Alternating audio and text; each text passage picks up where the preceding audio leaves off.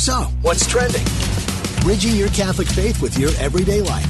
You're listening to Trending with Timmery on Relevant Radio.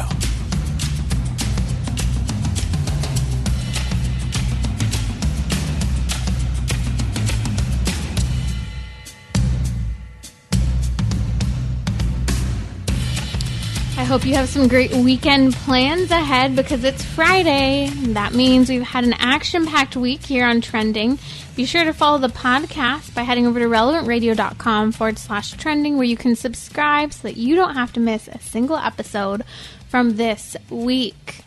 Coming up today, we will talk about yoga. Why not yoga? We hear a lot about cultural appropriation. What about religious appropriation? Do you perhaps do this where you subscribe in part to Catholicism and in part to other religions and movements, including the modern ideology of relativism? What are you missing out on? We'll dive into the Catholic virtues that will radically transform your faith journey if you only knew what they were. So stay tuned, buckle up. One of the topics we'll also cover is this phenomenal mind. Now, she's a self-proclaimed lesbian and feminist. Her name's Camille Paglia, and if you've not heard any of her lectures before, this woman has a brilliant mind, and she talks in a recent lecture I was watching about how we should regard men with a mixture of gratitude and rational fear. And she goes through and criticizes this attitude of toxic masculinity and this criticism of men and how it's hurting both men and women. It's a fascinating conversation. I can't wait to share it with you. So stay tuned. If you have a question during the show, you can always give us a call at 1-888-914-9149 or reach out on my Instagram. You can find me by heading over to relevantradio.com/trending where you can subscribe there to my Instagram page. I would love to hear from you. I've received this question over the past week, and it's a common question people have. If abortion is going to be legal, shouldn't we want it to be safe, legal, and rare? Just like the pro-abortion movement touts that they support abortion as safe, legal, and rare. It's fascinating to me because we don't hear these three words as often as we used to. Since the beginning of 2019, many abortion advocates have been calling for abortion with absolute unfettered access. And they've been using less of this language with regard to safe, legal, and rare. Yet, it's been effective language. In fact, someone reached out to me recently who said, do pro-life Catholics want abortion to be safe, legal, and rare? Because for some reason, looking at this, she thought, Catholics do want abortion to be safe, legal, and rare. But actually, that's not the case. Under no circumstance can a Catholic support, advocate, or make exceptions for abortion.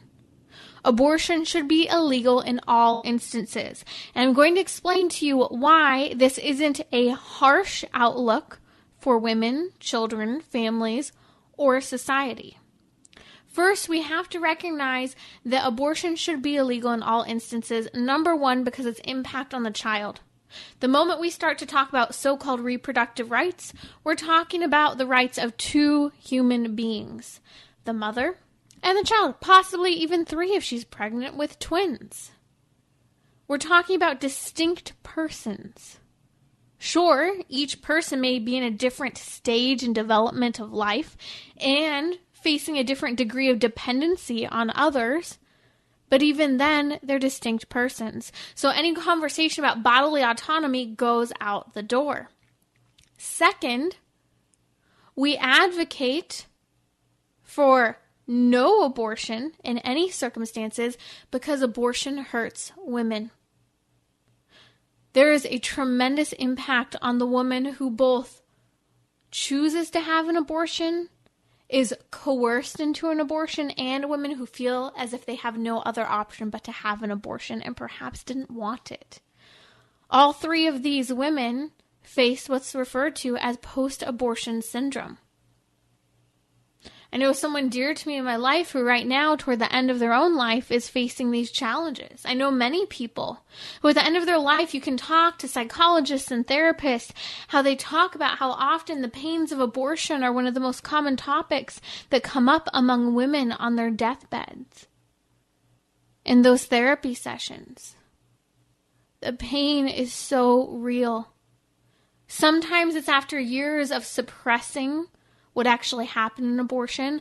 Others, it's been a symptom that's been there for years, whether it's led to difficulty bonding with certain children. Perhaps it's led to an overindulgence of a child right after that abortion. They're sometimes referred to as rainbow children, where the child's extra loved after the abortion or after a miscarriage. In fact, there's a tremendous harm done even in terms of substance abuse for women who have had an abortion. Increased risk use of alcohol, drugs. I'm including marijuana, and that we still need to talk about marijuana here on Trending. Send me your questions about marijuana because we need to talk about this. There's an increase in anxiety, depression, and a very high suicide rate, attempted suicide rate as well, among women who have had abortions. In fact, just a couple of months ago, I was talking to someone I knew who kept looking at me emphatically saying, why is it that more people don't talk about how suicidal women are after an abortion? Because we don't connect the abortion with the suicide. That's why.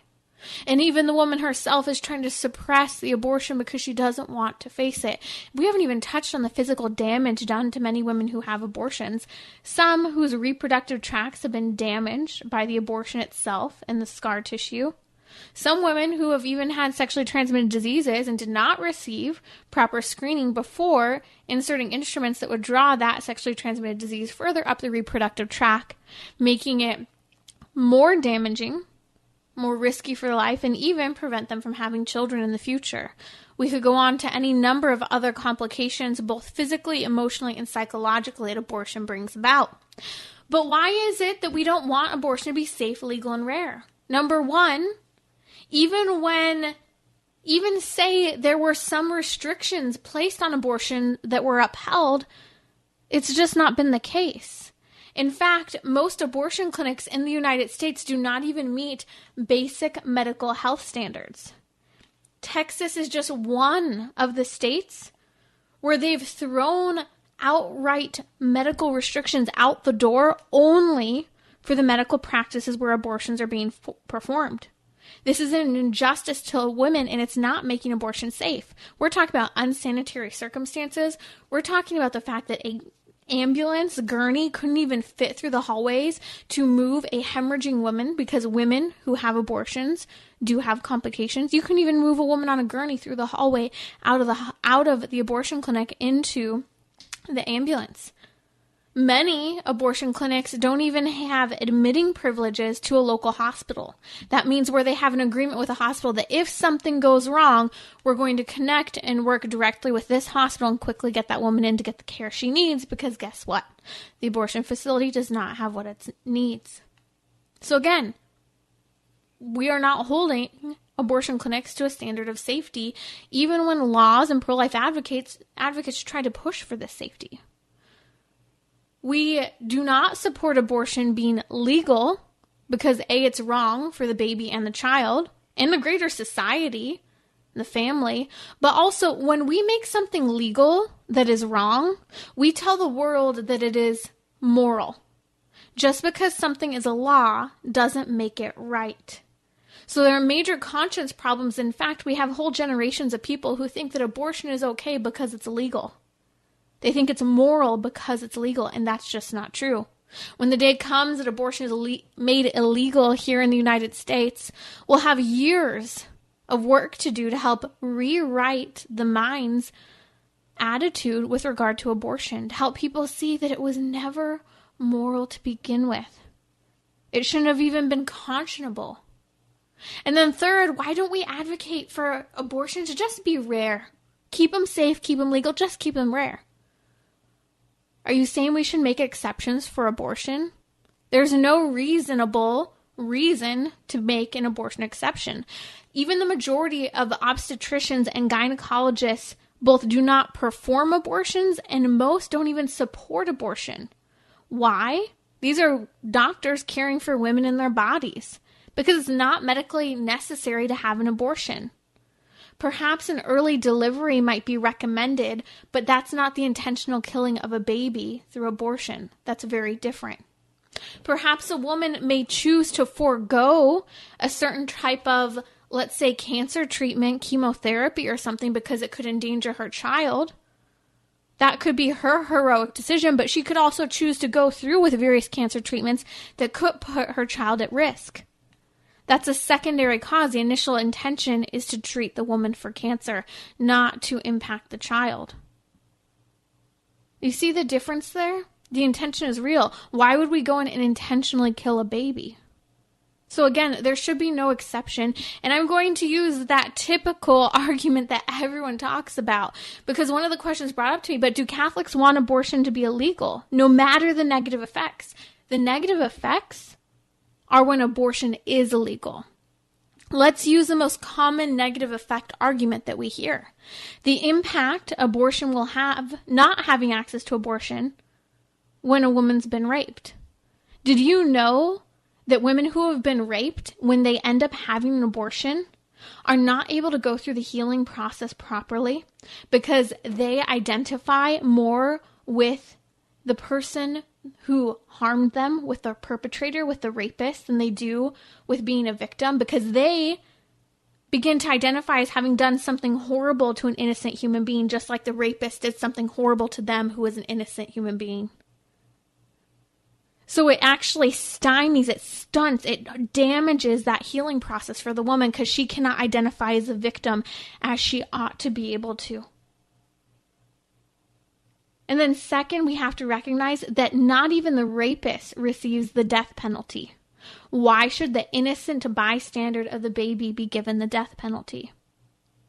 And then people will say, well, okay, well, let's say there are other negative consequences of not having access to abortion. For example, women's education and careers could legitimately be disrupted and delayed.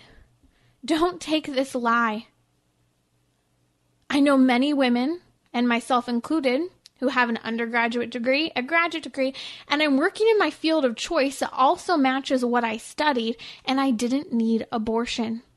Women do not need abortion to be educated or to work.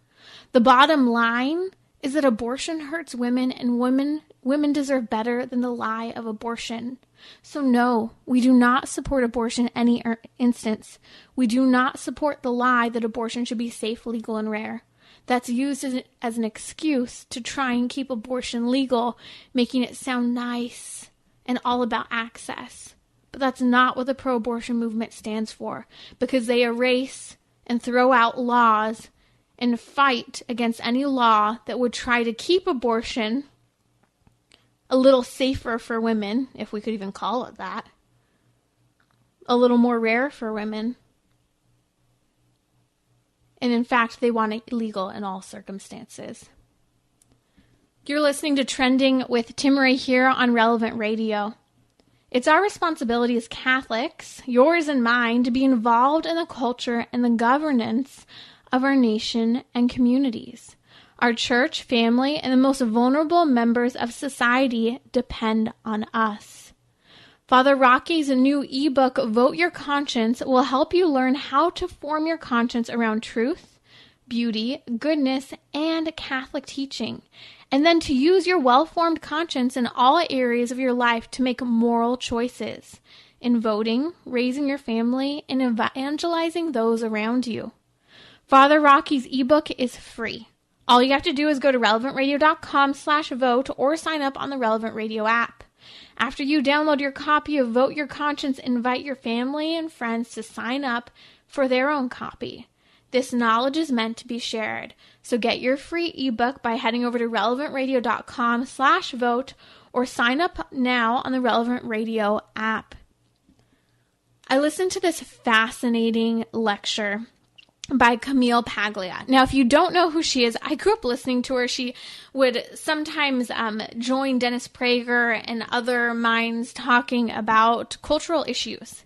Now, she is a professor of humanities at the university level. She works with media studies as well, and she works at the University of Arts in Philadelphia. Now, she was speaking at Lafayette College during this lecture I was listening to, and this woman is a self-proclaimed lesbian feminist, yet she's starting to ditch many of the modern-day feminist ideologies. Paglia does not see a culture in the same terms as feminists who are in favor of gender neutrality. She opposes the claim of gender studies that views the world in terms of constant male oppression and female victimage. She speaks of this anti-male bias in the culture that obsesses over a few things: sexual violence, abortion, and that men are just predators. Paglia has a real problem with this idea of toxic masculinity. She says masculinity, through this definition of toxic masculinity, says that masculinity at its core is bad. And she asks this question: what does this do to the stable male identity? She said this is evil and unclear thinking. You see, what we're teaching today is that it's bad to be a man. Is there any surprise that we have this gender ideology push that is confusing so many people? In fact, to the point where more people than ever before are claiming that they're a gender other than what they really are. And not only that, people aren't happier when they suddenly decide to transition or identify as something else. The problem is very clear that in society we see examples of this. The American Psychological Association in 2019 ended up pushing this idea of toxic masculinity and that to be a man is bad. We've seen psychologists, education systems pushing this idea, unfortunately, even on college and university campuses, that men are toxic.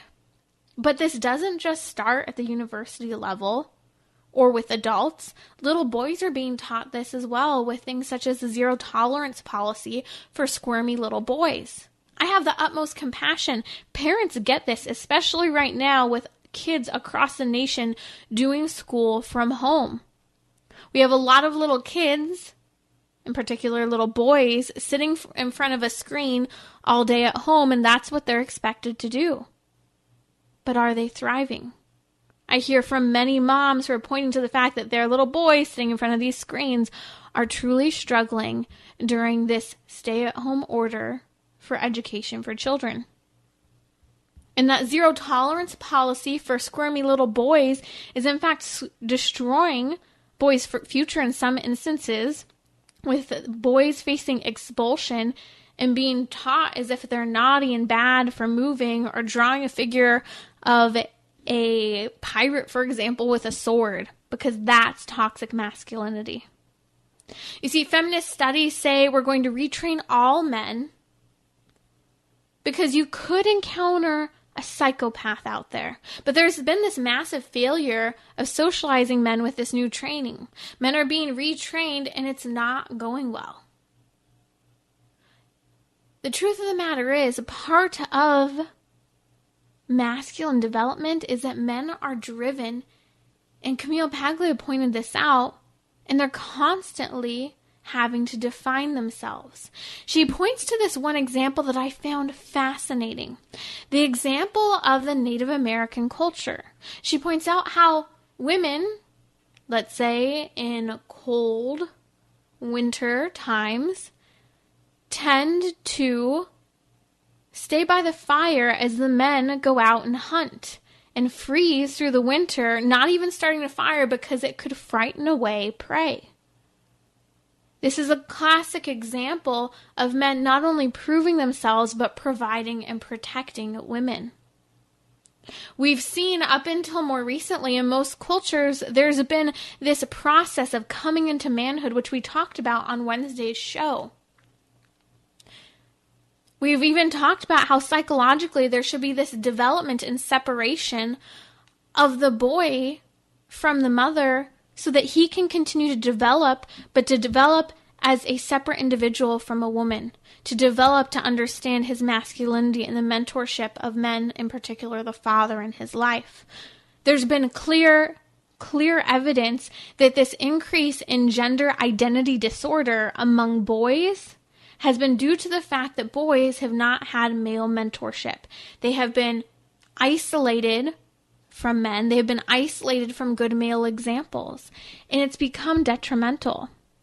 There's this fascinating clip from Camille Paglia, and if you're just joining us, you're listening to Trending with Timmerie, and I'm talking about a lecture from self-proclaimed lesbian feminist Camille Paglia, who has a lot to share in her criticism of this idea of gender ideology. Listen to this clip where she talks about how in the old world, women used to be protected by men. You know, in the old world, the pre-modern world, you know, women were protected, okay, by their fathers and their brothers and their husbands. Okay, if there was a rape occurred, okay, in the countryside in Italy, the rapist would be hunted down and would be dead. Okay, within 20. That's what control things is. That men, okay, essentially, were there as the kind of built-in police force. And now, in this new modern period, okay, we can expect that women should be able to take care of themselves. Okay, but to project constant, malevolent, motives, to men. I just think that this is not the way women are ever going to achieve sexual happiness. It's so true. Not only are women not going to achieve sexual happiness, but men are confused about who they are. They don't know what to do. They're left floundering. There's a modern rejection present with two leading ideas, and they're false. One is that women should be able to take care of themselves, saying in other terms, we don't need men. And two, that men have malevolent motives. Therefore, we should do away with them. They're evil. They have bad motives for us. Why has this happened? Because we've taken away the understanding that there are any differences between the sexes. We no longer recognize that men are men and women are women. But in reality, the truth of the matter is that we know from a religious perspective, from a biblical anthropological understanding, God created us as male and female. Neuroscientists, kinesiologists, biologists, and medical doctors all agree. I could go on and add many other professions that study the human person and ways and parts of its functionality, that there are sex differences written into every dimension of the human body. We've been talking about this a lot here on Trending. Our path to happiness is not through the blurring of the sexes. And so when people are advocating and pushing for the claim that there's no difference between men and women, we have to speak up. Not using faith alone, but faith is important. Using the clear downturn that society has shown when we've blurred and tried to say that there's no difference between men and women. People are happier when the differences are clear. We'll be right back here on Trending with Timmerie to talk about why not yoga and how do we perhaps use religious appropriation to choose bits and pieces of various religions that we like without fully subscribing then to our Catholic faith.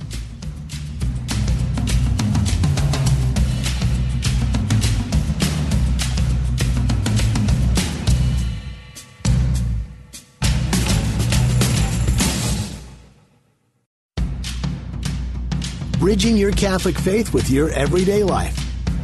You're listening to Trending with Timmerie on Relevant Radio and the Relevant Radio app.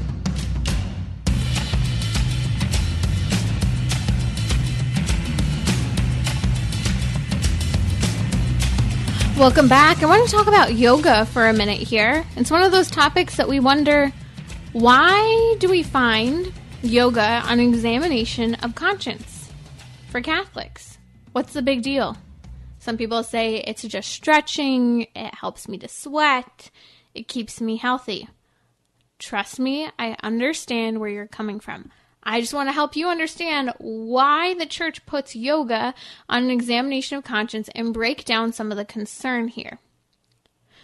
I've actually done a full episode on the topic of yoga, Buddhism, and Hinduism with a woman, a Catholic convert, who was a practicing Buddhist, did yoga, and she shares in greater detail why it was problematic and breaks it down. I'll be sure to post that podcast later today.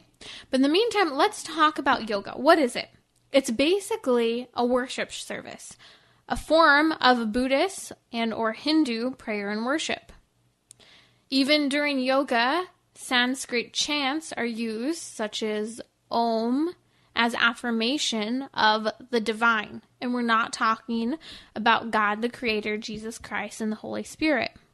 It's kind of like an amen, but to who are we amening? In Hinduism specifically, they worship all sorts of deities. So if you're practicing yoga as a Hindu, it looks a little different from yoga as a Buddhist. It ultimately has to do with connection to gods and music through names and poses. Whether you're susceptible or not to worshiping in a different religion, the question ultimately is this, and this is why it's on an examination of conscience. Why would we participate in a pagan ritual, a pagan worship service?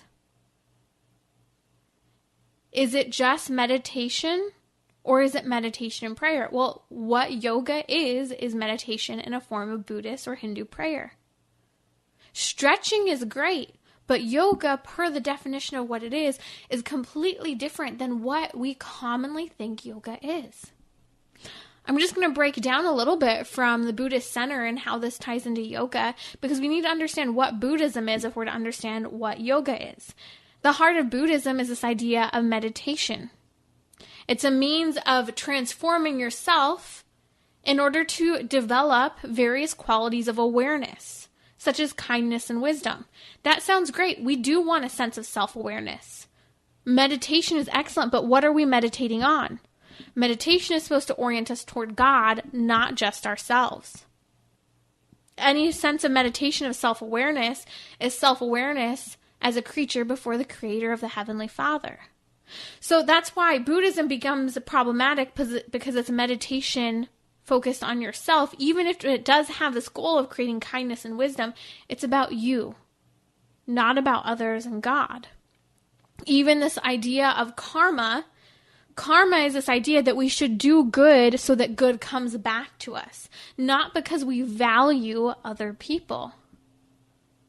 Now, this whole path of Buddhism has a path which has the ultimate goal of culminating in, for example, enlightenment, also known as Buddhahood, or we could talk about it as nirvana. What is that? Well, this sense of enlightenment is you become your own God. That's the Buddhist version of heaven. You become your own God, but ultimately, what is it? It's nothingness. It's a state of utter nothingness. That's your goal. Now, if you get it wrong in this lifetime, the idea of Buddhism would be that you would be reincarnated so that you can do it again and again and again until you reach the state of nothingness. Let's talk about nirvana for a second, though. There's no sense of transcendence. There's no sense of union with God or others. It's just the idea that there's nothing. There's no sense of self. There's no suffering. There's no desire. There's a sense of absolute nothingness. And when you finally reach nirvana, the idea is that you're released from the effects of karma and that cycle of death and rebirth that we talked about, which is discussed as reincarnation. So if the goal in Buddhism is nothingness, why be good? This is radically different from our Catholic faith. So although these ideas of kindness and wisdom all sound real nice, it's not exactly what we're looking for. I'm going to give you an example, though, of why people, in part, like these self-realization elements of Buddhism. I remember some years ago, a friend of mine kept asking me to go and take these yoga classes with her. After a number of difficult things in her own life, She really got into yoga. It was something she did every day. She centered her day around it. She got her in shape, more flexible than ever before, was keeping her healthier, keeping her from getting sick because she was sweating and staying physically active. Really didn't want to go, and finally went, okay, I'll go. Because I didn't really fully understand why the church was objecting to yoga, and my attitude was probably like yours. I can go, but it's not going to have any attitude or impact, should I say, on my religion. I still love my Catholic faith. I love God, the Father, Son, and Holy Spirit, and I'm not going to suddenly become a Buddhist, so I can go. I didn't understand I was literally participating in a pagan worship service. And I just explained all of that to you. But here's where I want you to understand, people really do love some of the ideas of the state of self-awareness, meditation, because we don't pull back and meditate. Even Catholics, we struggle to reach that prayer of meditation. Most forms of your 5 steps to become successful in life include some form of meditation. Because we do need that sense of self-awareness, but before God. Now, here's what will happen. I've been to one of those classes I was talking about earlier, and the teacher started by saying, hey, offer this class for a friend, a family member, for a specific intention. Heck, offer it for yourself if that's what you need. Offer up this class. So it gave this sense of self-sacrifice in the class that people really liked. And then at the beginning of the class, I remember they had us laying down and putting our hands, palms down, and they were saying, just push into the earth and the ground any of those negative emotions, just push it. It was almost like this sense of suppression, or just like pushing it into the ground, rather than going, you know what, God, I give this to you. I fully abandon myself into you. No, it was kind of this weird sense of letting go, but not in the right way. And you might even notice this with people who are like really into yoga. They tend to be very angry people. I'm just saying, I'm getting myself in trouble here. I know, but it is something that is common. This deep self-awareness, you can go so far and keep looking internally. But at a certain point, this is why the anger enters in.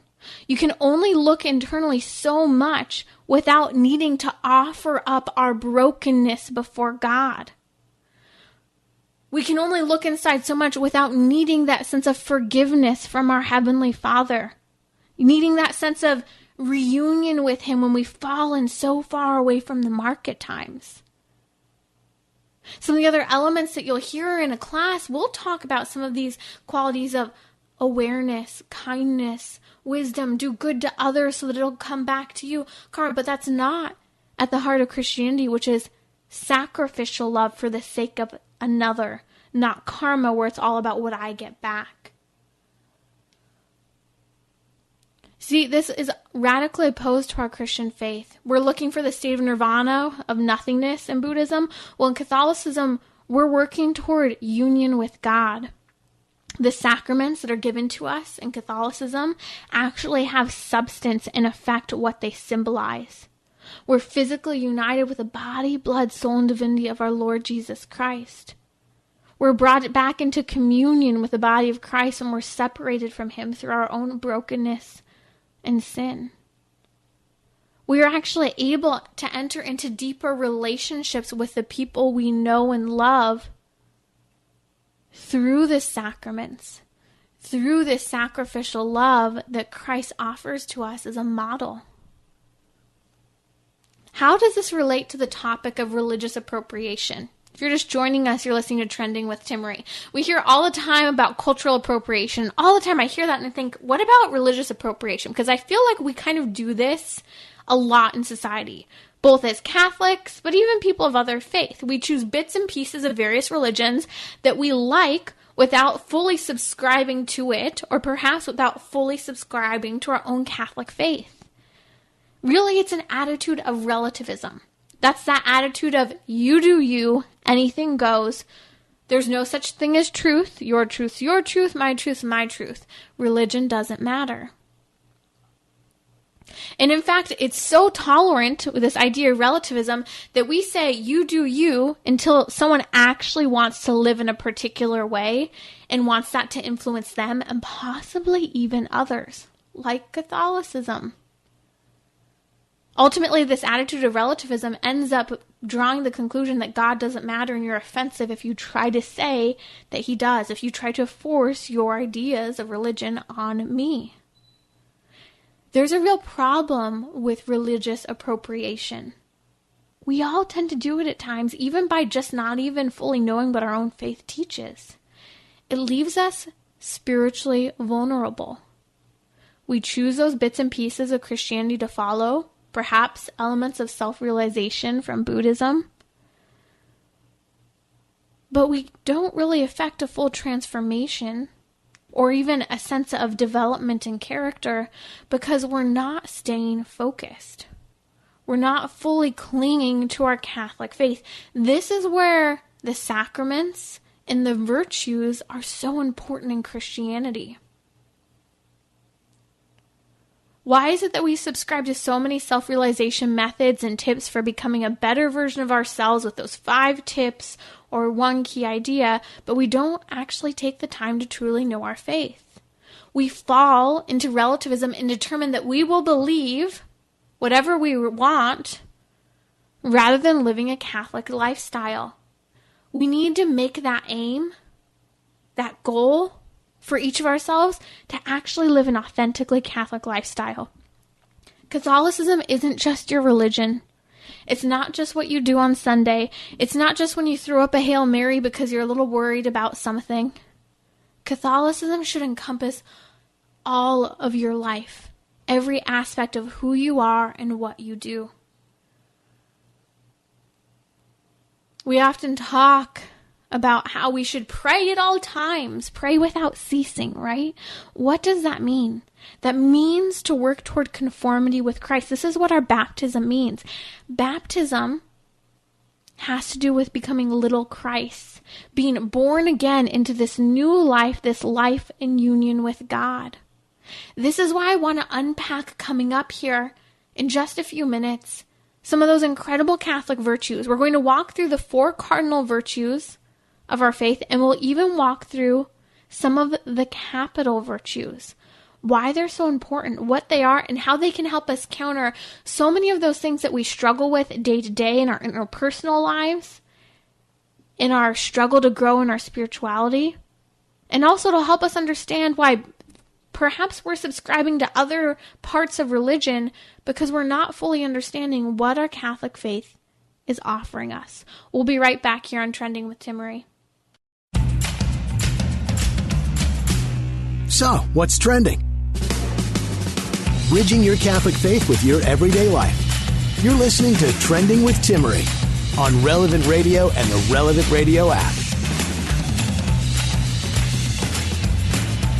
Heading into the weekend here, if there's a topic, an important question you would like to hear discussed on Trending, perhaps it's an article you read, or just one of those arguments that you keep getting hung up on, let me know. I'd love to hear from you. You can head over to relevantradio.com/trending, where you can connect to me on social media by just looking at that right-hand side of the page where my Instagram and Twitter are there available for you to reach out. You can also subscribe to Trending so that you don't have to miss a single episode. Let's talk about virtue. I mentioned earlier that we tend to have this attitude of religious appropriation. We only subscribe to parts of our Catholic faith, or we're subscribing to other parts of other religions and not really getting the full benefit of our Catholicism. And I truly believe one of the greatest elements of our Catholic faith, apart from the sacraments, that we tend to really miss out on are the virtues. So let's talk about the 4 cardinal virtues, and then we'll unpack a few of those capital virtues today as well. So the cardinal virtues, there are 4 of them. They're prudence, temperance, justice, and fortitude. Now, these 4 cardinal virtues, they're called the cardinal virtues because cardinal comes from a word meaning hinge or door, because they're key to the moral life. Thomas Aquinas talks about how these 4 cardinal virtues control our appetites. Think of our appetites as our desires. You see, in order for us to be virtuous, that means that we shouldn't only be capable of doing what is good and right, but we actually have to do it. We have to move our will, even battling those disordered desires that we all have. So let's start with prudence, because prudence is really viewed as the key cardinal virtue from which all the other cardinal virtues flow from. So prudence is this ability to have a reason with regard to your moral life. So it's to be reasonable. It's to have this sense of rational consideration. So think about that, to have rational consideration. Prudence is to have rational consideration, to consider what is happening to me, what I am feeling, what I am desiring, what is happening around me. I need to consider and ponder it by the virtue of prudence. That means that we're not arbitrarily driven by various emotions and movements and actions around us. So often I think we live in such a busy world that we're all running on autopilot. And we do not make time for prudence. We never just stop and think about what's happening. A number of years ago, when I was starting college, I hit this point where I just felt like there was too much noise around me. Everything was so noisy and constant. And one of the things that I started doing is I started driving without any music, any talk show, any podcast, any audiobook. I started driving in complete silence. What I realized is it allowed me to start to kind of think through what I just did, who I just saw, how those conversations went, who I'm going to see a little later on, the things I have to do, what I'm studying, the lecture I heard. And my mind started having time to rest, recover, and review things. I believe in a sense this was the virtue of prudence, being allowed to start to work only because there was a little bit of silence in my life now that allowed for that consideration, that pondering. And it's funny because then what I started to do is I started to leave the radio, the music, the talk shows, everything off when other people would be in the car with me. And it was always fascinating because people would feel really uncomfortable with the silence at first. Now most of my friends and family know that that's what it's going to be in the car, and they tend to enjoy the conversation, appreciate the absolute silence that occurs, because all of us are so hungry for this ability or this space to even consider life. That's so rarely done anymore. Temperance is another one of the cardinal virtues that actually flows from prudence. Temperance really has to do with ourself and controlling our passions. So, tie this back to prudence, we have to first consider things with prudence, and then temperance helps us to control those passions that we have, whether for good or for bad. We are moderating our behavior in what we do. So temperance, in a sense, could be thought of as self-moderation. And then the next of the cardinal virtues that flows from prudence is justice. Justice ultimately has to do with others and giving others their proper due. It could have to do with us as well, making sure that we're just toward ourselves. Not that other people are just towards us, but that we're just toward ourselves and others. Recognize that, because we live in a culture where we talk about the injustice of it. We talk about the importance of justice, and we're usually talking about justice in terms of what we think we deserve and what is right. But the cardinal virtue, to grow in that moral life, the true definition of justice as a virtue is giving unto others what is due to them. And that's a really important definition of justice, because that will actually help you to define what you fight for. We can fight for just movements, but are we really fighting for just movements? Or are we fighting for things that we're triggered by that upset us, that we think that we deserve? And then that last of the cardinal virtues is fortitude. Again, fortitude flows from prudence. Prudence being this rational consideration, that time to ponder. Fortitude is taking a stand, even against our own passions, but even taking a stand in the face of death. Fortitude we could understand as courage. Now, courage is acting in the face of fear. The fear doesn't go away. But fortitude goes even further than courage. Fortitude is acting in the face of fear, even to the point of death. If death is imminent, it's in our face. We're willing to take a stand, whether that's against ourselves or against others, if necessary. We're willing to do what is right and true and good. These 4 cardinal virtues, again, all flow from the first one being prudence. We won't be able to develop or grow in the virtues of temperance, justice, and fortitude if we don't first take those moments to ponder. Add more quiet moments to our lives so that we can grow in a life of virtue. Now, there are 7 capital virtues. I'm going to name them very quickly and name their opposing capital sin, also known as the deadly sins. But I'm only going to walk through a couple of them. So the virtue would be chastity, and its opposing deadly sin would be lust. Another one would be generosity. The deadly sin in opposition would be greed. Temperance, which we just talked about, is also here on the list of capital virtues, and its opposition would be gluttony. Brotherly love, the opposite would be envy. Meekness, its opposite would be anger and wrath. Humility, the opposite of humility, would be pride. Diligence, the opposite in its deadly sin, would be sloth. I'd like to talk here about meekness and diligence very briefly.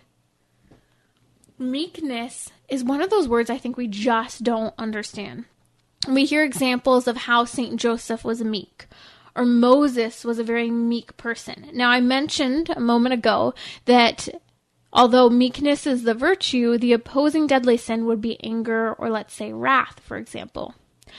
But you see, true meekness is part of the virtue of temperance that we were talking about earlier. That self-moderation, that sense of self-control. This is why it opposes the deadly sin of anger. Father John Hardon defined meekness in this way. He referred to it as the virtue that moderates anger and its disorderly effects. It is a form of temperance that controls every inordinate movement of resentment at another person's character or behavior. Let's take that part again for a second. So meekness helps us to control those inordinate movements of resentment. Yesterday on Trending, we had a specialist here who was a specialist working in addiction and various issues, and we talked a lot about marital struggles and this kind of attitude that we can have with a marriage of resentment of our spouse or nitpicking. And I think that meekness is really that virtue that is so necessary to help counter that, especially within marriage. It helps us to control those disordered movements that continue to fuel resentment, especially with regard to our opinion and our thoughts of other people and their behavior. Meekness is possible. Know this, St. Francis of Sales, he's a saint, known for his mildness, patience, meekness, and gentleness. But did you know that he had a temper that was on fire and was easily provoked to anger? If St. Francis de Sales, who was easily provoked to anger and had that fiery temper, could become a saint and develop gentleness, mildness, patience, and kindness and meekness, so can you and I. And that other virtue I want to talk about briefly is diligence. Its opposite deadly sin would be sloth. Diligence, continuing to be diligent in doing what is good, to not give up, to fight the fight, to finish the race, as St. Paul tells us. Diligence is what we need to continue to fight, to do good, and to develop good within us, to develop good thoughts, good attitudes, good behaviors, good habits. Don't fall into that laziness of slothfulness. Don't fall into acedia, which is that spiritual laziness that we talked about yesterday here on Trending. Fight that fight for good within yourself and to find joy within your relationships and with other people.